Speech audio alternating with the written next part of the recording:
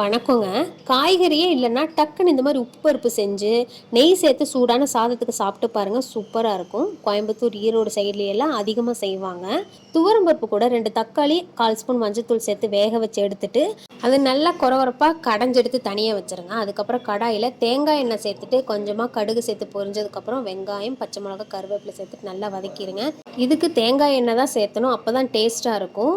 அதுக்கப்புறம் பூண்டு, மிளகு, சீரகம் இதையெல்லாம் நல்லா இடிச்சு சேர்த்துட்டு நல்லா வதக்கிருங்க. வதங்கி வரும்பொழுது நல்ல ஒரு வாசனை வரும். அந்த வாசனை வரும்பொழுது கடைஞ்செடுத்து வச்சிருந்த பருப்பு சேர்த்துட்டு, தேவைப்பட்டா கொஞ்சமா தண்ணி சேர்த்துட்டு, மஞ்சத்தூள், உப்பு சேர்த்து நல்லா கலந்து விட்டுட்டு, ஒரு 5 நிமிஷம் மீடியம் ஃப்ளேம்லயே நல்லா கொதிக்க விடுங்க. அதுக்கப்புறம் கொத்தமல்லி இலை தூவி இறக்கிடுங்க. அவ்வளோதான், சூப்பரான உப்பு பருப்பு ரெடி. இது நெய் கூட வச்சு சாப்பிடும் பொழுது இன்னும் சூப்பராக இருக்கும். நான் சைடிஷ்க்கு ஊறுகாவும் கார சீடையும் எடுத்துக்கிட்டேன். நீங்களும் இதே மாதிரி ட்ரை பண்ணி பாருங்கள். ரொம்ப ரொம்ப சூப்பராக இருக்கும். பிடிச்சிருந்தா லைக் பண்ணி சப்ஸ்கிரைப் பண்ணுங்கள்.